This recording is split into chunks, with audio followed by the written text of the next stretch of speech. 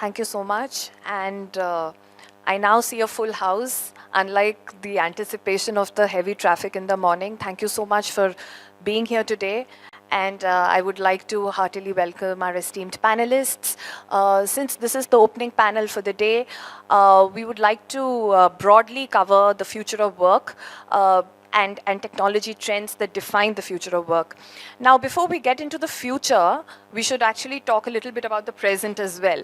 So, how many of you think that technology is already, changing the way that workforces operate? Just please, a show of hands.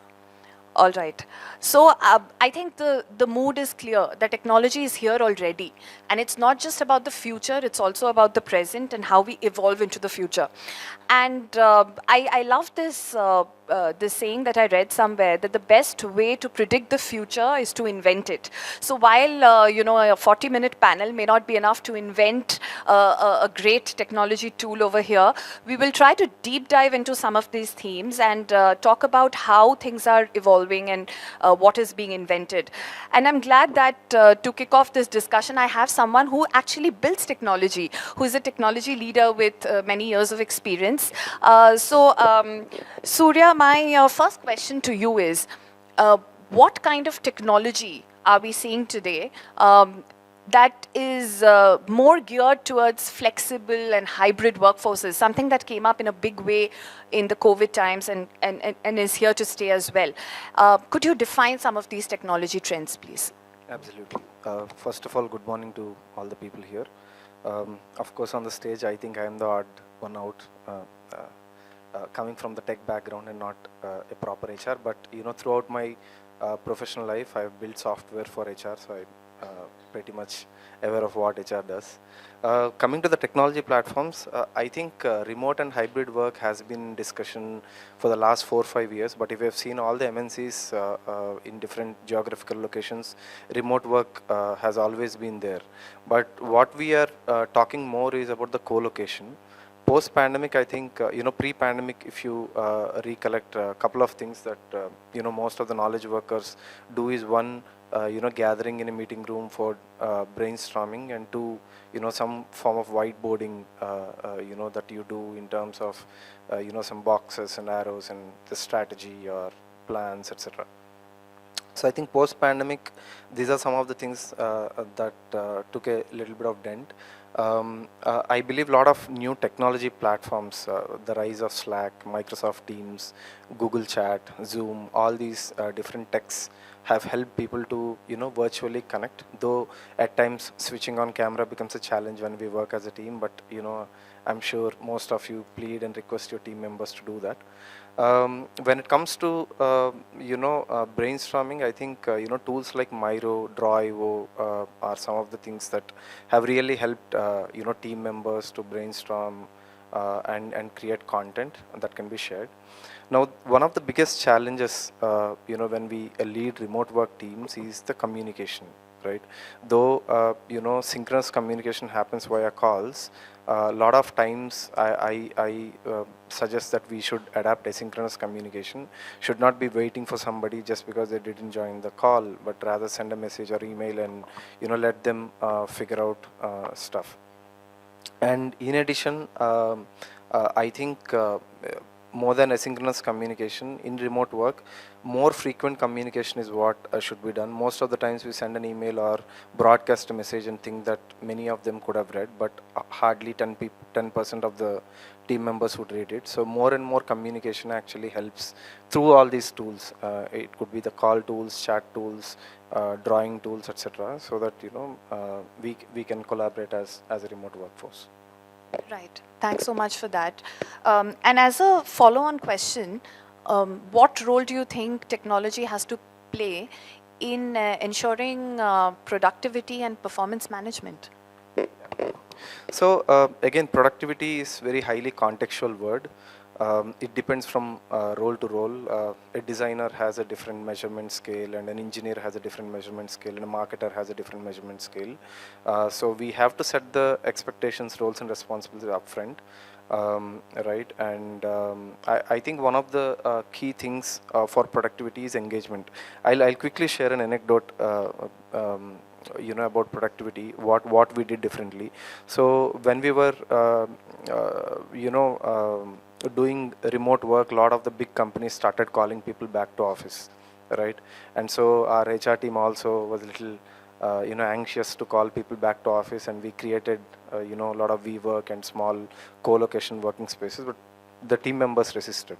So one of the experiments that we did is we asked HR teams to repurpose the same budget that we are investing in offices for team outings or team lunches, right? And we did that experiment for 1.5 year. There are teams who travel to, let's say, Run of Kutch festival, or there are teams who actually go to Darjeeling, book an Airbnb for 2 weeks and work together as a team. So a lot of these things have helped us, repurposing the same budget and, people traveling. So today we have a culture where every team thinks what's a new location they have to go book Airbnb and work from. And that really helped us to actually maintain our, retention rates to a very, very high level. Yeah. I think I resonate with that while you can have a remote workforce or a hybrid workforce, you eventually need to also come together, and the trips would definitely help in that. So if you can repurpose your budget for that, I think a lot of people in the room would be really happy about that. All right, so moving forward with the thread of discussion, Maneesh, you've had years of experience and you've pretty much seen the evolution of technology. So I'm so excited to speak to you about it, from the time when there was probably very low technology, where email was a technology, to now where you have so many different platforms. My question to you is, what kind of platforms are you adapting in your work? It could be in the hiring process, it could be in people management, it could be in any of these processes. And also, do you look at something which is an integrated platform, or do you like to go for specialized platforms? Just your thoughts on this. Thanks, and good morning to all. So yes, we are a large organization and we are an international organization, so we do have largely tech platforms that actually are, in a way, accessible to all colleagues across the world. So we are largely more focused on not having bespoke solutions, but probably having solutions that are, in a way, the HRMS solutions in that sense. What I've seen over the past few years, and I think to some extent COVID has been helpful to just get us thinking differently. A lot more move towards paperless. And I think historically we've had loads of paper, loads of physical signing, loads of personal files being maintained, and so on and so forth. Technology has been an enabler, and also I think there's a change of mindset that you definitely don't need wet signatures. You don't need to probably fill in these forms in kind of ink, and you can always do it digitally and so on. So that's been one big change I've seen. In addition to probably the various kind of platforms for connections, which I think Surya covered a lot, there's still a lot more focus on engagement platforms. So I think if you look at probably meetings, the example which Surya talked about, never were we actually kind of recording meetings when we were in person in the room. But today, if somebody is not able to attend, then you actually kind of record the meeting and then probably send the audio recording to the individual. The person can be up to date in terms of what's really happened. And again, there are platforms like Facebook at Work, Workplace, Viva Engage, etc. There are various such platforms organizations are using to actually kind of stay connected, share key messages, and also engage and get instantaneous feedback. For example, if you want to launch something new, what would be a best way is just go on probably kind of a platform and write to your colleagues saying that, okay, I'm thinking of launching this initiative. These are the options we have. What do you think? And maybe 10, 20,000 people respond and vote for it. So you've got the voice of your colleague before you even launch the product. So that's so powerful. And I think organizations are using technology for that kind of purpose also. So there's lots happening. And I think just to touch upon the point on hiring and onboarding, again, like I said, the experience is completely changed for candidates. There are organizations that are doing onboarding completely through apps. So if you are joining an organization, you just sign up to the app. From the time you sign up to the app till you join the company, you have absolute information on what you really need to do, what documents to submit, who is your buddy, what's your first day going to look like, and all messages about the organization is also kind of cascaded through those apps and so on. So a lot's happening in that space and a lot of exciting work happening in that space. Thank you. Super. And I think both of you touched upon meetings. One of my favorite tools is the note taker. I mean, I don't know about you people, but there are times we zone out in meetings, don't we? So I really like that bit. All right. So there is this saying, in fact, that's a question. Do you know how many people it takes to change a light bulb? Anyone wants to volunteer the answer? How many people does it take to change a light bulb? So the joke goes that it takes 3 people. One to stand and change the light bulb, and 2 people who will be below the ladder turning it around. So what this basically, this joke kind of signifies is that there is sometimes redundancy in people, and that's something that is often criticized about people management in workforces. But now with the advent of AI, there is a bigger fear that the redundancies will go and there will be a lot of job losses, etc. So Simin, I would like to ask you, with the it's omnipresent. I have to say the word, the generative AI and artificial intelligence. Do you think that these kind of redundancies can be solved for, and should it be solved for? Is there a genuine fear about the future of the workforce in terms of people losing jobs? Hi, thank you so much, and thank you for this question. I think whenever there's something new, there's always anxiety around us. And I think that's what the fear stems out from anxiety. And anxiety is because you don't know what the change is all about, what the technology is all about. And this happens with everything that happens in life, right from the time when the computers were actually brought in to today, when we talk about generative AI and the redundancy of, or so-called fear of losing jobs. I really don't think that's a fact, really. If you are able to understand technology, if you're able to upskill yourself and keep yourself relevant, there's no reason why you would be losing a job. You lose jobs because you're no longer relevant, you're no longer productive, you're no longer contributing towards the organization. And therefore, what is most important for organizations is to make sure that their workforce, the people that they are engaged with, are kept updated. So we just heard Aarti talk about 100,000 people being trained on generative AI right before it even came in. I'm proud to say we are also one of such organization. Right when generative AI was just a buzzword and people were not even understanding the nuances of how powerful this is going to be, we started getting in people to train our people, in different functions. And the interesting part is that it was function-specific understanding. So if you're in marketing, understanding how generative AI is going to make you more efficient, more productive, more creative, we've had sessions on that. We had sessions for HR, for procurement, for supply chain, for virtually every function, and then kept them updated. I think what is most important in organizations is also to continue having a digital mindset in the scenario and the world that we are living in. We can no longer be dependent on, okay, this is something which is new, let's train people. You need to have that mindset that I need to be agile, I need to understand what is new in the world, I need to be updated all the time. So I think that's most important, and I definitely don't see jobs getting lost. I just see the roles getting changed, and the way we work is going to be different. So yeah. Absolutely, and I think I resonate with that. And as someone wise said, AI won't take away your job. Someone using AI will. So I think that is the overall, sentiment. Again, to just get a sense of this room, how many of you have used any of these Gen AI chatbots, maybe ChatGPT or Meta, at least once a week? Right? All right. Once a day? Yeah. Should I say once an hour?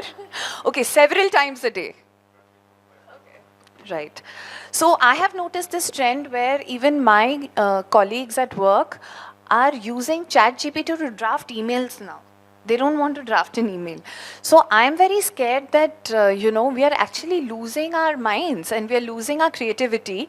But at the same time, the quality of the drafting of the email has become better. So, between the devil and the deep sea. So any thoughts on this, Maneesh? Yeah, just kind of reflecting on a conversation I had yesterday in office, where I was sitting with my HR operations team, and they manage all the queries from colleagues and ex-employees and so on. So one of my colleague who was actually kind of resolving the query said, oh, it's become really hard that, all the queries or complaints that I'm getting, colleagues are using ChatGPT to draft those complaints. And he showed me saying that this is how the complaint is. And then I asked him, what did you do about it? He said, I went back to ChatGPT and we have probably something within our environment that we can use. And he actually used the Copilot to respond to that query. And he actually kind of responded to that query. And he said, by the way, at the end, I just added the policy link, which is something unique to us. So it's made my life easier. And it's good that people have started using chatbots and ChatGPT because it makes my life easier in terms of how I respond. So that's something that happened as of yesterday. I just want to just add on to that. When we started hearing about generative AI and the application in various functions, and also seeing people start using it for emails, I personally was also surprised when colleagues who could barely write 2 sentences suddenly were like beautiful English and creative writing, and you couldn't understand what happened, right? But frankly, I think what is most important is that while you use that, and it's good that people are able to use this technology and better their communication at least, there needs to be an oversight. You cannot just keep your brain locked up somewhere. You actually have to apply yourself and see whether whatever has been written is relevant to what you are trying to communicate. There have been instances where people have used this and just come up with, completely weird sort of emails, which has no relevance to what they were actually supposed to ask. So I think oversight, human oversight, needs to remain there, right? Yes, absolutely. And I'll just share my experience as well. So I had a candidate applying for a job at our organization at LegalCare, where they said, "Dear recipient name," in brackets. So I looked at that and I was like, very nice. So when I responded, in my response, I had also said, "Regards, recipient name," so that they get the message, but I'm not sure, and absolutely correct. So it's a great tool, but we need to use it with caution and with great deal of oversight. All right, so coming back to the technology leader in this panel, artificial intelligence automation, how do you build that into your systems, and what do you think the future is going to look like? Yeah. So of course, because I'm representing greytHR, right? So we already have a lot of artificial intelligence built into our system. For example, the very famous use case of recruitment where, the resume parsers, right? So sometimes some of the crazy jobs have thousands of resumes and it's humanly impossible for anybody to take a look at it. So the resume parsers actually looks at the job keywords, like the ATS keywords, and ranks the resumes based on high, medium, and low. So that's one of the natural language processing use case from AI. The other thing that we do is face recognition based attendance marking, right? So typically the proxy buddy punching kind of things happen even if we introduce attendance marking systems within our HRMS. So that's where face recognition based attendance marking is one of the key. Even there, somebody can mark attendance with a photo. So in our libraries, we actually have implemented something called blink eye detection, where it only recognizes the accuracy of a human being actually marking the attendance, right? We also have launched something called greytAI last year in our Engage module. All of you have raised your hand saying 24/7 or once in an hour you use ChatGPT, but between your Gmail or an email and ChatGPT you have to switch windows.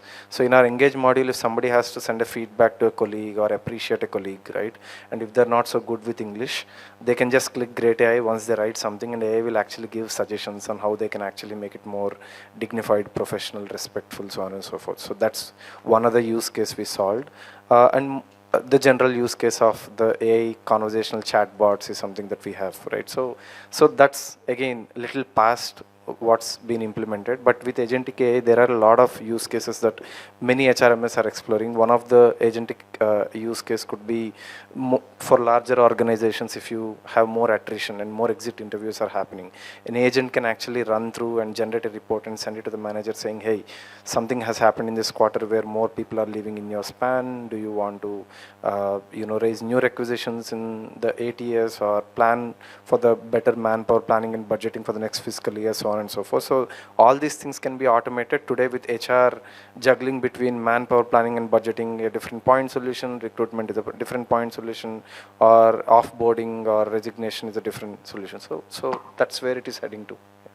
Super. So basically, data-driven insights and also looking at employee retention overall through that process of artificial intelligence and automation. Before we move on to the next theme, I would actually like to know from you, Maneesh, in your years of experience, when there was not so much of technology in the people function, and then when you first started to look or evaluate at some of these technology pieces, what was top of your mind? How did you make those decisions? And how do you continue to make these decisions as you prepare your workforce for the future? Yeah, so I think, of course, there'll be multiple aspects that you consider when you look at, technology solutions and what works for you. But I think primarily for us would be around the safety and the whole data sanity. So ensuring that the data is safe and probably it's not vulnerable to any threat. So that would be one big one. Cost would be another one in terms of how much it will cost. Of course, we want the best of technology for everybody, but eventually we are an organization that's also looking at cost and also looking at it. I think the most important one for me personally would be the experience. So will this really enhance the experience for colleagues? Will they spend less time doing HR processes or probably anything to do with HR policies? So if they are able to save time and not waste time on admin tasks and the experience is superior, then I think it's worth the technology investment. Lovely. And just to kind of, you brought out reduction of time at the best available cost and automation to remove redundancy in work and also HR policies. So because we were speaking about ChatGPT, one of the things that we have actually built is a chatbot that kind of gives answers on HR policies and legal policies. So and that kind of reduces the time that HR teams would face in answering the same question again and again, and sometimes what is an optional holiday or whatever. Yeah, I don't have access to it, but I heard in one of my kind of networking events that there are companies that are building solutions for somebody who wants to start up in a new country. So for example, he was trying to come into India and you say, I want to set up an office in these 3 states. It will give you a complete summary of what are the legal requirements to set it up, what are the HR requirements to set it up, what are the various compliances that you need to be taking care of, etc. Of course, it will need a bit of expert supervision, but the base work is pretty good and it will give you a fair sense of where it's very complex to set up an office or an organization and where it's much more easier. And you can do a bit of a read across with all the countries. So that's really powerful. Yeah, I don't know who else is doing it. We are also building that. So kind of an automated roadmap, right, for legal and compliance requirements as well. Simin, coming to you. So any case study from your experience of, integrating technology into the workforce, something that stood out for you, something that you were really proud of? So I can't really think of any specific particular thing, but technology has been integrated in so many different aspects in our organization. I also happen to lead business excellence for the group. So that means a lot of business transformation. Obviously, technology is at the core of everything, right? A lot of it, as Maneesh just said, that it has to do with the experience and with the efficiency that it brings in. So sort of evaluating the processes, figuring out where efficiency can be brought in and what kind of technology is the best, possible solution for that. One such thing that I would like to talk about is the, technology that we, sort of applied and experimented with was for the sales force that we have. We are a sales and manufacturing driven organization, primarily FMCG, so a lot of sales people, right? And the challenge was always to make them more productive, to make sure that, it's not just a matter of tracking where they've gone and what they've sold, but to push them to sell better, to push them to do better, right? So we had, implemented a technology which was based on the principle of nudge, right? So every day you would get obviously AI driven. So every day you would get hyper personalized nudges on your app, which told you something which motivates you. So everybody has different motivation level. I may be motivated with money. He may be motivated by the position that he holds in the peer group and all of that. So, I would get a nudge which says, you've sold this much. If you sell this much more, this is the kind of incentive you'll get. He would get a nudge which say, you're right now number 3. If you sell 500 more units, you'll be number 2 or number 1. And, you just need to do this. So every day we would see, and it would be obviously because it is personalized, people would get different nudges and we saw productivity go up. So I think different technologies have different purposes. Applying them where you feel this is most appropriate, I think that's the key. And this organization has been using a lot of different techs, for improving the way we produce, the way we sell, the way we motivate our people, productivity, everything. So yeah. Right, and I love that example of gamification, pretty much of motivation. I think it's so useful, and I'm very curious to see if I can find something for my workforce and not having to motivate them. And in case you didn't know, she mentioned FMCG. So she heads a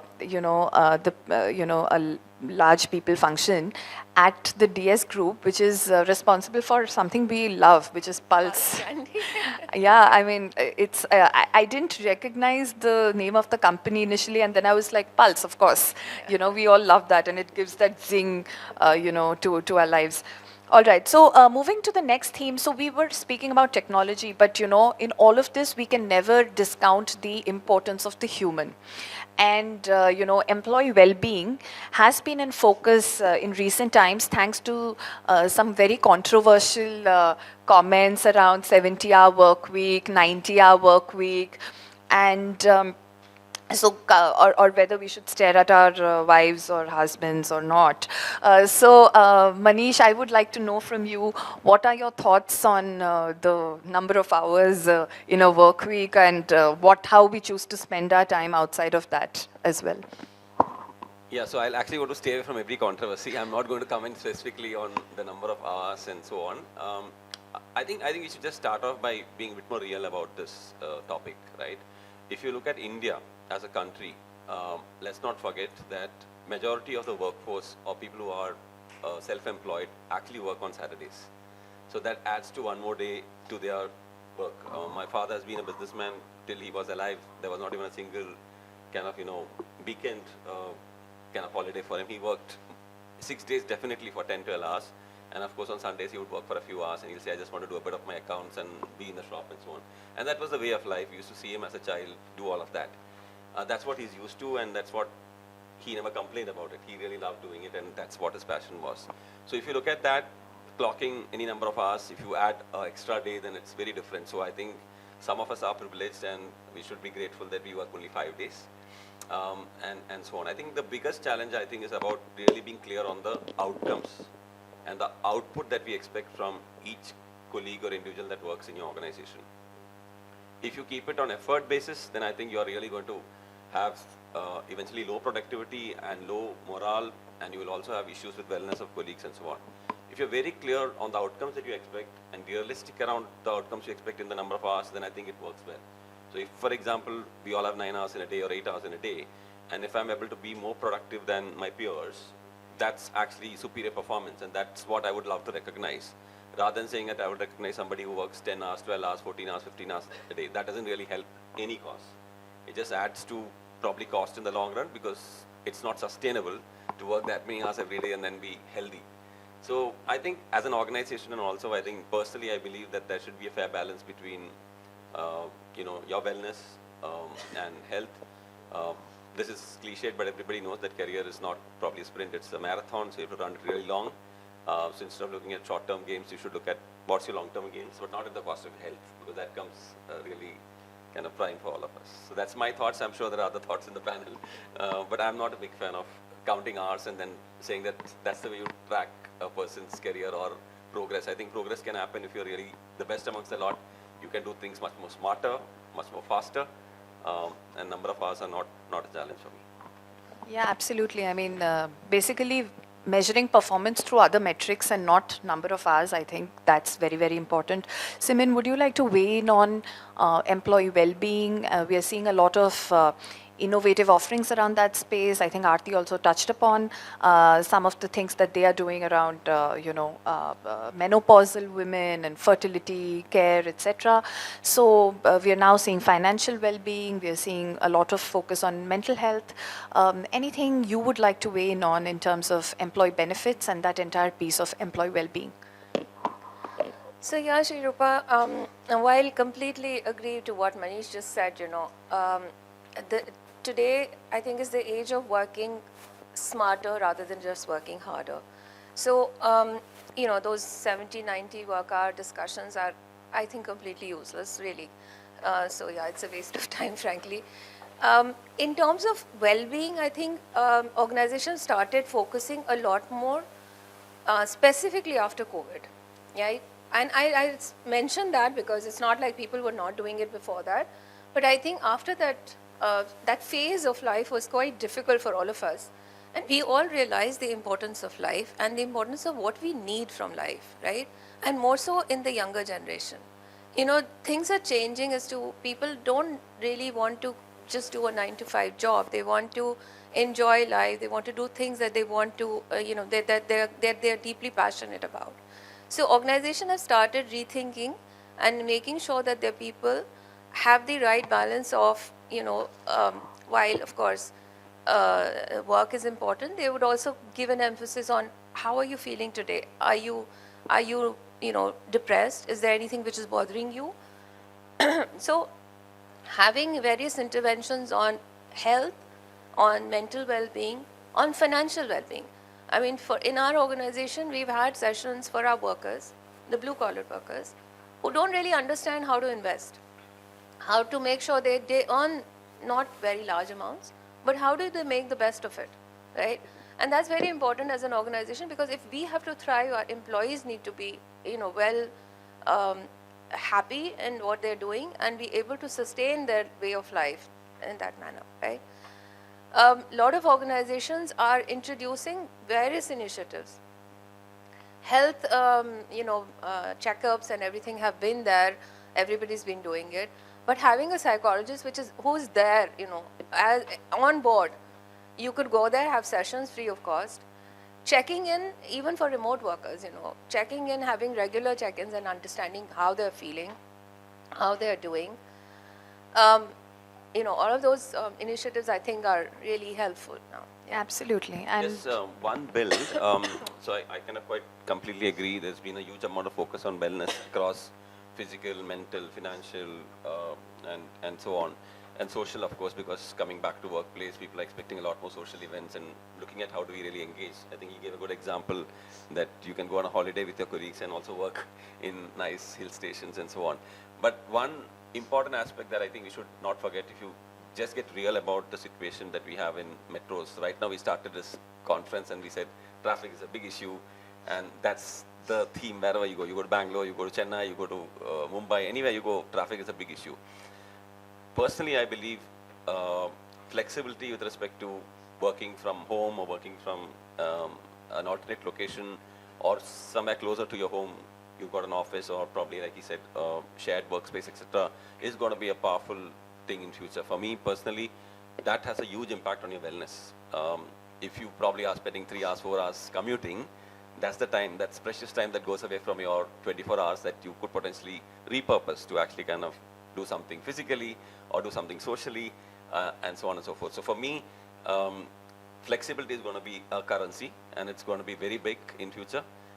And it's really important that people don't kind of really understand what are the areas where they're wasting time and where are they investing time. That's really important. And if you're able to kind of really balance that out, there's going to be an indirect benefit and really an upside on your wellness quotient. yes, I absolutely agree. So I live in Bangalore, and commute time in Bangalore is legendary. So I think more than anything, I think I really resonate with the hybrid model or the remote workforce scenario. And I also would like to touch upon a thing that, we have noticed. For example, there was, it's recently been in the news that a man called Atul, he took his life because of some marital issues that he was facing. And there was actually two instances of such, white-collared employees in corporate India taking their lives because of this same issue in the last 6 months, because of course our legal system is in shambles. But the point is that they were all from tier 2 towns who had migrated to tier 1 cities, and their legal issues were coming in those tier 2 towns. So that actually took a toll because they had to travel back and forth, trying to manage that piece, etc. So, actually one of the things that we have introduced is legal well-being, which basically kind of encompasses, personal legal needs of employees, which they might not be very comfortable sharing with others in the workforce, and how do we kind of address that in the current situation. So I kind of, really resonate with the fact that in a lot of ways, hybrid and remote is probably the answer. But again, how do you kind of collaborate, communicate, measure performance and all of that? So coming back Can I just add for a minute? I know we are Surya, running out of time. yeah. Sorry about No, that. please, Yeah. please. So there are 5 things that I keep communicating with my team members. After we started hiring in tier 2, tier 3 cities, we have engineers from Nagpur, Jaipur, Vijayawada, Mysore, Coimbatore, Haridwar, right? So not in Mumbai, Pune, Delhi, Hyderabad, right? Every time I meet them, I tell these 5 things. One, I tell the paradox of SEZ, right? SEZs are always, the companies have discounts, but if you have to buy an apartment or rent it near an SEZ, it's skyrocketing. So real estate is one of the biggest, reasons why, tier 2 people can't come and relocate to tier 1. Second thing is the education cost of kids. It's I don't know, right now it's in lakhs. By the time they graduate, you end up paying a few crores. Third is hospitalization, the consultancy to OP and IP compared to tier 2, tier 3, the tier 1 is pretty expensive. That's the third reason. Fourth, of course, India, the climatic condition, we cannot really compare with US or Europe or Australia. We have 3 months of solid summer. I come from Hyderabad, so it's very pathetic. People will sweat by the time they reach office, or 2 months of rainy season. So 5 months are pretty much, not just the traffic, even the seasonality comes into picture. And fifth, of course, the AQI or the air quality index. I think I don't need to speak much about it in this region. So I think considering these 5 things, if there is a possibility, I know knowledge workers are less than 10% in India right now, considering the agriculture sector, industry sector and the services sector. But wherever possible, if flexibility is an option, we should give that to ensure that people have at least one good meal with their family and spend time with their kids and elderly parents. Yeah. Absolutely. So in the interest of time, I think we can try to summarize all the things that we spoke about, and also look at, how does the future of work look like in terms of technology playing a big role in that, and how does it solve for some of these problems. I mean, there's no point of having technology for the sake of it, but when we're looking at it to solve a problem, right, be it for remote work, be it for solving for productivity, be it for motivation, be it for learning and development, what are some of the key things to look out for in this space? Maneesh, if you would like to weigh in. Yeah, happy to. So I think from my perspective, colleague experience will become really key in future. I think we are all using mobile for almost everything that we do in our life, and we are having multiple apps in our mobile. We get upgrades and updates every week on any app that we use, but sometimes technology that we have, HRMS and others, I think we update maybe once in a few years and so on. So I genuinely believe historically organizations have looked at probably their processes, automated them, and then colleagues have experienced that processes through the technology that's been built. From my perspective, we'll have to start with the colleague and the candidate and look at how to really make the experience amazing for those individuals. So even the number of clicks that you probably will have to do to get to complete a process is going to be really key. And the patience levels are low. People, because they are experiencing really high-end technology, when they come into organizations which are traditional with the systems and the way they experience technology, they start in a way complaining, saying that, oh, this is so obsolete, I can't work on the system, or doing a transaction on this is not intuitive, or I have to go and learn something to understand how to do it, so why do we have a e-learning for doing something, etc., etc. So my kind of just final takeaway would be around colleague experience. That's going to be really big. Everybody is going to look at that as a key kind of driver.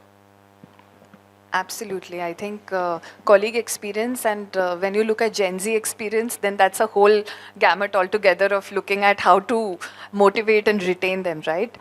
Simin, your thoughts on what are the key skills that the workforce of tomorrow need to build on, given that there is a lot of, things that AI will make easier or simpler. So what is it that will stand out for the workforce of tomorrow?